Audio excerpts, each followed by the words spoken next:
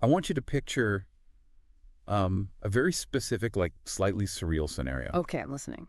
So, night has fallen, right? Hmm. The city streets are completely empty, and you are looking into the back seat of an Uber. Setting the scene, I like it. Yeah, and the heater is blasting, the yellow streetlights are rhythmically passing over the windows, Hmm. and the ride is super short, like maybe just 3.5 kilometers. Okay, a quick trip. Exactly. But sitting on one side of this cramped back seat is a 21st century stadium pop star. Someone whose her entire empire is built on the forensic examination of her own heartbreak. Oh, wow. And then, sitting rigidly on the opposite side, just staring straight ahead, is an 18th century Prussian philosopher, a guy who built his legacy on the absolute, uncompromising eradication of emotion from human judgment. It's the ultimate collision of realities, really. I mean, you have a master of modern sentimental confession trapped in a small moving box with Immanuel Kant. It's wild, right? And what we're diving into today for this deep dive is the actual source material that scripts this impossible 3.6-kilometer car ride. Yeah, we have our hands on a text that, quite frankly, announces on its very first page that it should not exist. It really does. It's this bizarre, incredibly fascinating book titled Back to December, Kant Meets Taylor Swift. And the author remains entirely anonymous, hiding behind this pseudonym, Mouse-Colored Cat, or Lao Shu Sei de Mao in Taiwanese Mandarin. Which, that sets the tone perfectly. It sounds like a surrealist joke or like a piece of internet satire. That's what I thought at first. Right. But the author's mission is dead serious. The whole premise of this text is that the massive, terrifying existential questions we usually reserve for, like dusty library syllabi and graduate seminars, those are the exact same questions being compressed into 3.5-minute pop songs. I have to admit, when I first saw the title, I literally smirked. I mean, it feels like a punchline. Of course it does. But the book doesn't just anticipate that reaction. It actively interrogates it. The author gives us this incredibly striking visual aesthetic right away to anchor the whole experiment. Yeah, that visual is so important. On one side of the page, there is a 3D rendering of a young woman wrapped up in this massive, heavy winter coat. She's staring down at the ground, and she just looks physically weighed down by something. Like a literal burden. Exactly. And on the other side, there's an equally stark rendering of Immanuel Kant, standing with just, like, impossible posture, raising a single, strict, admonishing finger at her. That image, the heavy coat versus the rigid pointing finger, it's the crux of the entire philosophical inquiry we're about to get into. It really is. But before we can even get to Kant's lecture, we really need to examine your reaction. You know, that smirk you mentioned? Okay, let's unpack this. Because, yeah, why do we instinctively feel that putting a stadium pop star next to a foundational Enlightenment philosopher is, like, absurd? Well, because my immediate thought was, one of these things requires a PhD to understand, and the other is playing in the background while I'm at the grocery store. Exactly. And the author tackles this cognitive dissonance immediately. They bring in the French sociologist Pierre Bourdieu. Oh, right. Distinction. Yes, specifically his masterwork from 1979 called Distinction. And Bourdieu completely dismantled the idea that our taste in art or culture is based on some objective measure of intellectual depth or beauty. So wait, what is it based on then? He argued that taste is primarily a weapon. It is a mechanism for social sorting and class distinction. Okay, I want to make sure I understand the mechanics of that.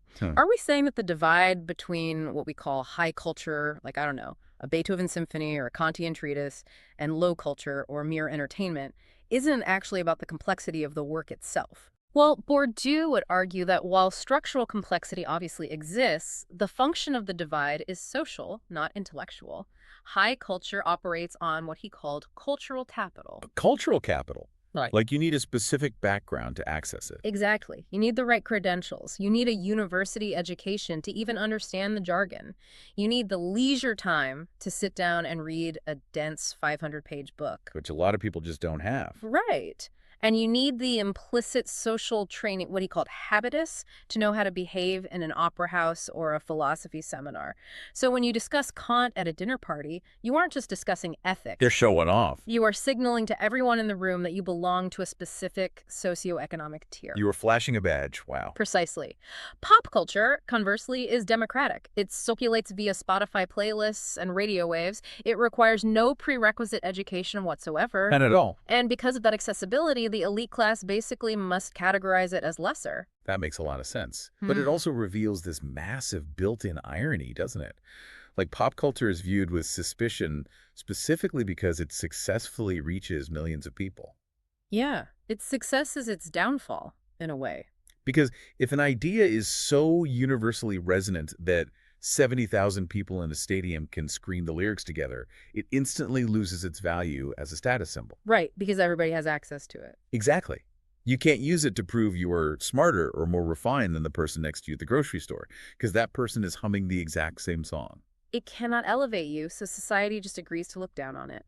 But what's fascinating here is that the mouse-colored cat argues that stripping away the academic jargon doesn't strip away the philosophical weight. That's a bold claim. It is. Hmm. A song might not use the vocabulary of an academic paper, but that doesn't mean it isn't grappling with the exact same underlying mechanics of human existence as, say, Rousseau or Hannah Arendt. I am going to play devil's advocate here, though, because I think a lot of people listening might still be pretty skeptical. I mean, a teenager crying in their bedroom over a high school breakup is experiencing something very real, yes. Sure. But is it genuinely comparable to Friedrich Nietzsche's existential dread? Hmm. Like, isn't a breakup just, well, just a breakup? That skepticism is exactly why the author includes this amazing section called the Apocryphal Foreword. Oh, I love this part, the fake letter. Completely fictional. It's written from the perspective of Taylor Swift at like 2 in the morning, somewhere in that liminal space between total silence and overwhelming noise. Yeah, that late night overthinking zone. Exactly. And the author uses this fictional voice to mount a defense of adolescence itself.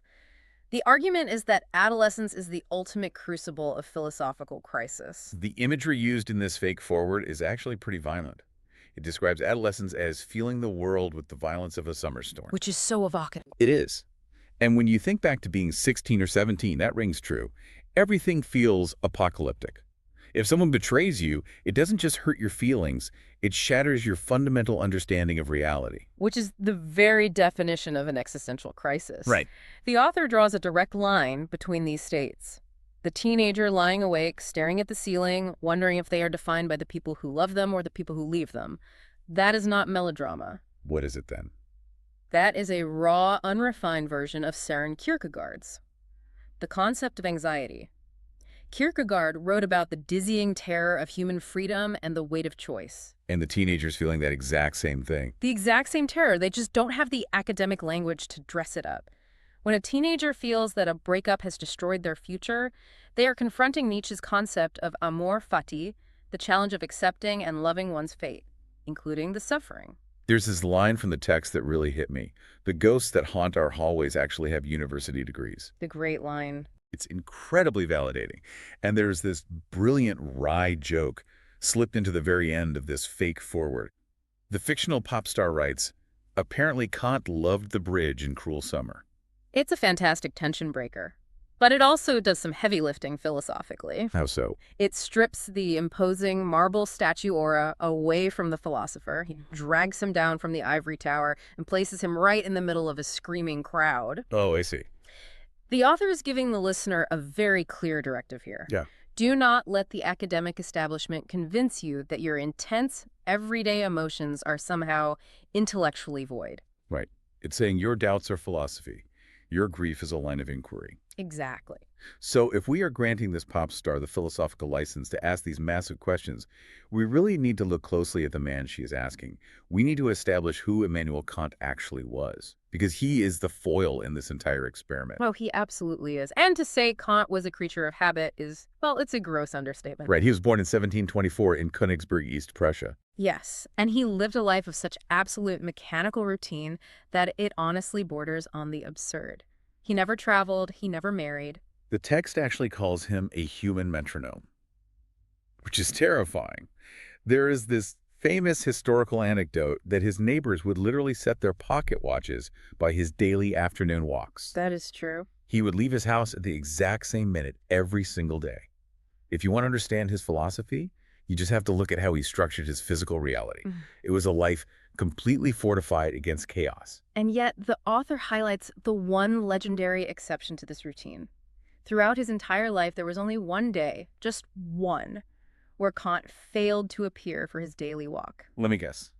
A family emergency.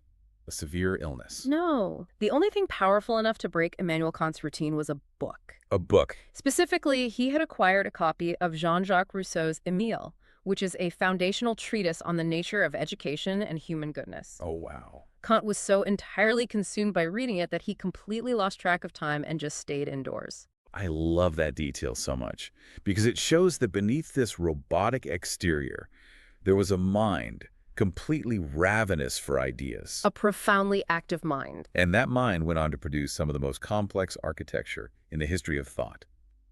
The text touches on his critique of pure reason, right? Where Kant essentially acted as a surveyor for the human mind. That's a good way to put it. He was trying to solve this massive debate between empiricists, who believed everything comes from the senses, and rationalists, who believed everything comes from reason. Right. Kant essentially drew a map of what we are physically capable of knowing and what is permanently locked away from us. He did. But the author of our source text zooms in on Kant's second major work, The Critique of Practical Reason. Because this is where Kant builds his ethical universe. This is where he introduces the concept that will sit in the back of the Uber and judge the pop star. The categorical imperative. The categorical imperative. Okay, I really need us to break down the mechanics of this. Because casually, people often equate it to the golden rule, right? Like, do unto others as you would have them do unto you. They do, yeah. But the text makes it very clear that Kant would probably despise the golden rule. He would hate it. Because the golden rule is based on your personal desires. It relies on how you want to be treated, which means it is inherently subjective. And Kant wasn't a fan of subjectivity. He despised subjectivity in ethics. He formulated the categorical imperative quite differently. The primary formulation is, and this is a translation, obviously, act only according to a maxim through which you can at the same time will lie that it should become a universal law. Okay, in human language, I want to translate that into a real-world scenario to make sure I grasp the absolute severity of it. Sure. It means before I take any action at all, I have to ask, what if every single human being on Earth did this exact same thing in this exact same situation? Exactly. And the test is not whether the world would be an unpleasant place if everyone did it. That's a common misconception. Oh, really? Yeah. The test is whether the world would logically collapse. It is a strict test of logical consistency. Give me an example. Take lying. If you tell a lie to get out of trouble, you are creating a maxim that basically says it is acceptable to lie when it benefits you. Okay. If that becomes a universal law and literally everyone lies whenever it benefits them, the very concept of truth ceases to exist. Language loses its meaning entirely. Promises become impossible. Therefore, the action contradicts itself. It destroys its own foundation. So lying is out. Always. Always. But I want to push on this rigidity, because what about the famous murderer at the door thought experiment? Yes, the classic test. Right. If someone is hiding in my house and a killer knocks on my door and asks if they are inside, does Kant really say I have to tell the truth? Yes, he absolutely does. Kant actually addressed a similar scenario in his writings. He argued that you cannot predict the consequences of your lie. Wait, what does that mean? Well, say you lie and tell the murderer your friend isn't there. But unbeknownst to you, your friend actually snuck out the back window. The murderer leaves, walks around back, and runs right into your friend. Oh, no. Your lie inadvertently caused their death. For Kant, you're only responsible for the moral purity of your own duty. You must tell the truth, because truth-telling is a categorical duty. The consequences, whatever happens after, are irrelevant. That is deeply chilling. I mean, it completely severs morality from empathy. It does. It totally does. In fact, Kant goes even further. He argues that emotions actually pollute moral acts. Wait, really? Yeah. If you help an elderly neighbor carry their groceries because you are a naturally empathetic person and it makes you feel warm and happy inside, Kant says that act has no true moral worth. It's morally worthless to be a naturally kind person. That sounds insane. To Kant, yes. It is merely an inclination. You are acting out of a biological or psychological preference. It's fundamentally no different than eating chocolate because you like the taste. Oh, wow. I never thought of it like that. True moral worth only appears when you act out of pure reverence for the moral law. The absolute pinnacle of Kantian morality is a person who deeply despises humanity, who feels no empathy whatsoever, who wants nothing more than to ignore their neighbor, but helps them anyway strictly because it is their rational duty. So morality isn't about being good. It's about obedience to reason. Complete, absolute obedience, which brings a profound weight to his final moments. Yeah, the text notes this. When Kant died in 1804, in the very same neighborhood he had spent his entire life, his last recorded words were, Es ist gut, it is good. It is good, not, I am happy or I am loved, Mm. just a sober, rational assessment that the duty has been fulfilled. The Exactly. text points out how radical this was, because for centuries prior, from Aristotle onward, philosophy was deeply concerned with eudaimonia, human flourishing, or happiness. Philosophy was the pursuit of the good life. Right. And Kant just builds a wall across that road and says, no, the goal is not to be happy. The goal is to be worthy of happiness through duty. And that extreme, uncompromising framework is the lens through which our mysterious author forces us to view the song Back to December. Okay, let's get into the song and that visual of the heavy coat. Here's where it gets really interesting, because the song is a very public, very raw apology. It is a narrator wishing they could go back in time and change how they treated someone who was good to them. Yes. And the text uses that brilliant metaphor. December carries regrets like a heavy coat. But as we just established, Kant doesn't care if your coat is heavy. He doesn't care if you're sad. So how do we bridge this gap between a sad pop song and strict Prussian ethics? The author bridges it by setting up a theoretical dinner conversation between two archetypes discussing the song, a snob and a Swiftie. Okay, I'm going to take the side of the snob for a moment here, because the snob makes a very compelling, cynical point. Let's hear it. The snob argues that Back to December is fundamentally narcissistic. I mean, when a massive celebrity writes a public apology song, they aren't actually humbling themselves. They're performing humility. Right, it's a spectacle. They are constructing a narrative where they get to look like the mature, introspective artist who is capable of deep self-reflection. It's PR disguised as vulnerability. It's the standard critique of the confessional era we live in. We monetize our apologies. But the Swiftie in the text counters this by analyzing the specific structure of the apology within the song. How so? The Swiftie points out that Taylor is not the hero of this narrative. She actively accuses herself of cruelty and carelessness. But the snob fires back, and this is where I really agree. The snob says, so what? Saying sorry after the fact, when the relationship is already over and the album is selling millions of copies, is the cheapest thing in the world. It costs nothing. And that right there is exactly where the Kantian defense is deployed. Oh. The Swiftie brings in the second formulation of the categorical imperative. This is crucial. Okay, hit me with it. Kant wrote, act in such a way that you treat humanity, whether in your own person or in the person of any other, never merely as a means to an end, but always at the same time as an end. Meaning you cannot use people like tools. Exactly. You cannot use a person just to get money or to feel better about yourself or as a convenient background character in your own life movie. They have intrinsic dignity. Precisely.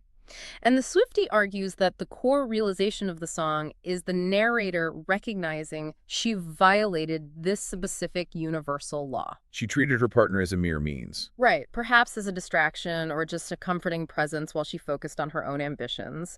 So the heavy coat of regret she is wearing is not just sadness about a breakup. It is the crushing, rational realization that she violated the dignity of another autonomous being. And the lyrics actually back this up. Because she isn't negotiating. The song doesn't end with a plea to get back together. As the expert in the text points out, true remorse, in a Kantian sense, does not negotiate compensation. It doesn't. It doesn't say, I was wrong, so please forgive me and take me back. Right, because that would just be using the apology as a means to get the relationship back, which violates the rule again. You've got it. An apology with an expectation of a reward is just a transaction. The song stops at the acknowledgement of the fault. I was wrong. The end is a pure duty. Okay, but this brings up a really difficult question. If saying sorry doesn't fix the relationship, and she isn't asking for him back, and Kant explicitly says that feeling guilty doesn't retroactively make you a moral person, Right. then what is the actual point of the regret? Why does the human mind torture itself with the memory of a mistake if there is no utility to it? This is where the book introduces its most profound concept, I think. The author brings in an imaginary academic, Professor Malik Merriwell. Great name. Right. And Merriwell coins a term for this specific psychological torture, retroactive moral cognition. He also called it the December paradox. Let's dissect this December paradox, because it completely reframed how I view guilt. The paradox argues that when you regret a past action, You are not actually learning a new moral lesson. Correct. The illusion we tell ourselves is, oh, I was young, I was foolish, I didn't know any better back then, but now I have grown and I see the error of my ways. Yeah, that's what we all say. Merriwell argues that this is just a comforting lie. So what is the actual truth? The truth is that the moral law, the categorical imperative, was fully operational and completely accessible to your rational mind at the exact moment you made the bad decision. You didn't lack information. You lacked the will to obey it. You actively chose your own inclination, your own selfishness over the universal law. That is brutal. The failure wasn't ignorance. It was a deliberate deviation. And therefore, the regret you feel in December isn't the acquisition of new wisdom. It is the delayed, unavoidable admission of what you already knew in September. The rational mind is finally forcing you to acknowledge the law you chose to break. The book includes this section called Letter from Philosopher, which reads like a cold autopsy of a mistake. Yeah. Kant is basically telling her, you cannot blame your youth or your schedule or your confusion. You acted. And because you are a rational being, you could have acted otherwise. Forgiveness from him will change nothing about the objective fact of your choice. Which brings us directly to the climax of the text, the dialogue inside that 3.6-kilometer Uber ride. Yes. Let's talk about the Uber ride. Let's look at how the author actually scripts this confrontation between retroactive moral cognition and absolute duty. The atmosphere of this scene is just incredibly tense. It's super cinematic. It really is. The car is moving through the empty city. Taylor looks across the back seat and says, I wish I had done things differently. And Kant, completely unbothered by her emotional state, replies, that is irrelevant. You did not act differently. He just refuses to engage with the hypothetical. Totally. The past is physically frozen, so she tries to explain her inner turmoil, the realization of her mistake. She says, the question is not what you feel now. It is whether you knew. And when she quietly admits that, yes, deep down, she thinks she did know she was being cruel at the time, Kant's response is devoid of any pity. He says, then you are responsible. Now you recognize it. She is desperately looking for some kind of absolution, some utility to her suffering. She says, that doesn't fix anything. And Kant drops the absolute hammer. He says, it is not supposed to. The car approaches a traffic light. The yellow glow comes through the window. And she asks the ultimate despairing question. So what's the point of realizing this? The light turns green. The car accelerates. And Kant delivers the thesis of his entire worldview. There is no point. Only the law. There is no point. Only the law. It is suffocating. But it is so logically airtight that you can't really argue with it. It's a hard pill to swallow. To help synthesize this incredibly dense academic theory, the author introduces another voice in the text, someone named Gaston Blunder. Right. Blunder serves as the translator for Merriwell's dense paradox. He cuts through the academic jargon and strips the illusion away from apologies entirely. How so? Blunder points out that society views apologies as tools for repair, but they aren't. Saying sorry does absolutely nothing to reverse the damage caused to the other person. Because it's already too late. Exactly. The glass is already shattered. All an apology does is provide proof that the perpetrator finally comprehends the damage. It is a status report, not a time machine. A status report. Yeah. Wow. And then Blunder delivers what I think is the most memorable line in the entire source material. He says, if she had done the right thing, there would be no song. Morality is quiet. Mistakes have a soundtrack. It forces a massive paradigm shift in how we consume art and culture. I mean, think about every novel, every movie, every symphony, every pop song. What are they fundamentally about? Conflict, right. Deviation from the rules. Yes. If every human being perfectly obeyed the categorical imperative at all times, there would be no drama. If everyone treated each other as ends rather than means, no hearts would be broken, no wars would be fought, no betrayals would occur. Life would just be peaceful, rational, and completely silent. Yes. So the art we consume is literally the debris of human failure. We are tapping our feet and singing along to the sound of people breaking universal moral laws. The sweeping orchestral bridge of a song is just the sound of a mistake echoing in the aftermath. It completely changes how you listen to music. It really does. But it also begs a structural question about the book itself. We have journeyed through sociology with Bourdieu, through intense ethical frameworks with Kant, and through psychological theory with Merriwell. We've covered a lot of ground. We've proven that the emotional wreckage of adolescence is fertile ground for philosophy. But why did the mouse-colored cat feel the need to write this? What was the catalyst for creating this bizarre intersection of pop and philosophy? I found myself wondering the exact same thing while reading it. Is this just an incredibly elaborate creative writing exercise? Right. But when you get to the books afterward, the author's true agenda is revealed, and it is a blistering, incredibly timely critique of our modern technological landscape. The afterword is titled Antidote to Algorithmic Inbreeding. The author executes a hard pivot here. They steer away from the 18th century and aim directly at artificial intelligence, specifically large language models, or LLMs. And the author describes these AI models with this fantastic derogatory phrase, stochastic parrots of infinity. It's a great phrase. Now, stochastic basically means random or determined by probability. I want to spend some time here because the author is making a profound point about how these machines actually operate versus how we think they operate. It is essential to understand the mechanics here. When you ask an LLM a question about Kant, it is not thinking. Right. It does not possess an understanding of duty or morality. It operates by mapping human language into a massively high-dimensional vector space. It looks at the prompt you gave it, and it mathematically calculates the probability of what the next word should be based on the billions of words it has scraped from human history. So it has ingested every syllabus, every textbook, every philosophical debate ever recorded. It literally has access to the sum total of human knowledge. Yes. But as the author points out, it understands absolutely nothing. It is just playing an unimaginably complex game of autocomplete. And this mathematical reality leads to the central threat the author is warning us about, a phenomenon they call digital autophagy. Autophagy in biology, that refers to a system devouring its own cells to survive, right? Yeah. Yes, self-eating. In the digital context, the author is describing a catastrophic feedback loop. Right now, AI is generating an unfathomable amount of text, music, and art, and it's flooding the internet with it. And the future AI models, the ones currently being built, are going to be trained on the data available on the internet, which means they will be training on the output of previous AI models. Exactly. The machine begins to feed on its own synthetic data. In machine learning, this leads to a mathematically proven phenomenon known as model collapse. The model collapse. When an algorithm trains on algorithmically generated data, the tails of the distribution, the outliers, the weird, the rare, the highly original ideas are slowly trimmed away. The model collapses toward the statistical mean. Because it's only looking for the most probable average connections. Like if I ask an AI to write a story about a breakup, it will give me the most statistically average breakup story ever told, because that is the exact center of the bell curve. And if the next AI reads that average story and learns from it, the bell curve gets even narrower. The author warns that the danger of digital autophagy isn't just that the quality degrades, like a photocopier making a copy of a copy until it gets blurry. The real terror is that meaning itself degrades. Thought becomes smoother, it becomes safer, it becomes terrifyingly average. It produces conformity on an industrial scale. It sands down all the weird, jagged, illogical edges of human thought. Exactly. But reading this, I found myself getting genuinely anxious. I mean, if a machine can ingest all of Kant and all of Taylor Swift and perfectly summarize their connection in 3 seconds with flawless grammar, what is left for us?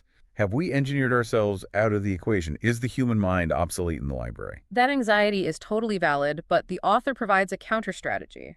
The author introduces a concept called capacitivism. Capacitivism, let's unpack that. The core argument of capacitivism is that while an AI can organize existing information infinitely faster and more efficiently than a human brain, there is one thing a probabilistic machine cannot do. What's that? It cannot dare. It cannot make the irrational leap. Precisely. Because AI operates on probability, it only knows what belongs together based on historical data. It will pair Kant with Hegel, because those words frequently appear together in the vector space. Right. But it has no mathematical framework for smashing things together that have absolutely no business being in the same room. The author calls it the act of intellectual vandalism. I love that term. Me too. An algorithm cannot commit vandalism because it is designed to follow the rules of probability. It requires a human to look at the statistical mean, reject it, and deliberately force a connection that breaks the pattern. And this is exactly what the author has done with this entire book. To prove the point, the text lists the other installments in this so-called Philo-Swift series. The author didn't just stop at Kant. No, they went entirely rogue. They paired the song 22 with the French post-structuralist Gilles Deleuze. Which is brilliant when you understand the mechanics of Deleuze. He wrote about the rhizome, these non-hierarchical, chaotic, constantly shifting networks of connections, and the concept of multiplicity. And what is the song 22 if not an anthem to the chaotic, rhizomatic multiplicity of being young, where you are simultaneously happy, free, confused, and lonely. It fits perfectly. They also paired blank space with the psychoanalyst Jacques Lacan. Oh, yes. Lacan's theories are heavily focused on the mirror stage and how human desire is fundamentally the desire of the other. And Blank Space is entirely a song about constructing a persona based on the projected desires and paranoias of society and the media. It's the ultimate Lacanian mirror. Exactly. They even pair Getaway Car with Niccolo Machiavelli, applying the cold, ruthless power dynamics of the prince to the strategy of using one relationship as a vehicle to escape another. It's so clever. And Out of the Woods is paired with Heraclitus, the ancient Greek philosopher who said you can never step in the same river twice because the river and the person are constantly changing. As the author triumphantly writes, there is no training data for this. An algorithm cannot predict Wittgenstein in a slam door or Deleuze in lipstick. It just can't. By creating these absurd, jarring, yet profoundly analytical connections, the author is forcing the machine onto dirt roads it would never, ever choose to take. It is introducing friction into a smooth digital circuit. Which brings us to the final, lingering visual provided in the text. We have to talk about the avatar of the author. We do. We started with the heavy coat and the pointing finger, but the book ends with an image of the mouse-colored cat itself. And it is a gloriously absurd image. It is. It is a 3D rendering of a gray cat sporting a very distinguished mustache. The cat is lounging in a wingback armchair wearing a white bathrobe with cowboy spurs on its boots. And it is holding a glass of whiskey with smoke curling elegantly into the air. It is the absolute antithesis of Kant's rigid metronomic routine, and it is the antithesis of the AI's cold probability. The text notes that the cat has taken the color of the mouse, the gray average color of the machine's output, and entered the machine itself to wreak havoc. The cat represents the human who refuses to just passively consume the perfectly average algorithmically generated feed. The citizen of tomorrow doesn't just consume the flow of information, they bend it. They overload the machine. They construct chaotic, brilliant architectures out of pop culture and high theory, just to prove that the human mind can still surprise itself. It is a manifesto for creative disruption. The author is begging the reader, do not accept the safe connections the algorithm hands you. Forge your own, no matter how ridiculous or unsanctioned they seem. What an incredible journey this source material has taken us on today. It really has been. Let's trace the arc of what we've uncovered. We started by dismantling the snobbery of high versus low culture with Pierre Bourdieu, realizing that the teenage angst circulating on a Spotify playlist can hold just as much existential weight as a syllabus in a graduate seminar. Right. And then we met Immanuel Kant, the human metronome, and realized that his terrifyingly rigid categorical imperative leaves no room for emotional excuses. We unpacked Professor Merriwell's December paradox, forcing us to confront the brutal reality that our regrets are not lessons learned, but rather the delayed, painful admission of a universal law we already knew we were breaking. And finally, we realized that putting Kant in an Uber with a pop star isn't just a literary gimmick, it is an act of intellectual vandalism. It is the ultimate human rebellion against the smooth, synthetic conformity of digital autophagy. It challenges us to look at the mundane artifacts of our daily lives through an entirely different, slightly more demanding lens. It really does. It elevates the everyday. And as we conclude this exploration, I want to leave you with one final thought to mull over, drawing on Gaston Blunder's realization. I'm ready. If morality is truly quiet, and if mistakes really do have a soundtrack, maybe you should take a moment to listen very closely to the soundtrack playing in your own life right now. Oh, wow. That is a piercing thought. Examine it rationally. The apologies you are planning to make, the lingering regrets you are carrying around, are they truly about honoring the dignity of the people you have wronged? Or are you simply trying to shed the heavy winter coat of your own retroactive moral cognition? Exactly. Think deeply about who in your life you might be treating as a mere means instead of an end. Because if Kant and the mouse-colored cat are right, you don't need to wait for December to figure it out. You already know the rule you're breaking. You already know. Yeah. That concept alone is going to completely shift how I navigate the rest of my week. It sticks with you. It really does. Well, thank you to everyone for joining us on this deep dive. Keep questioning the boundaries of what society tells you is meaningful. Keep introducing friction into the algorithm, and never be afraid to look for profound philosophy in the most unexpected places.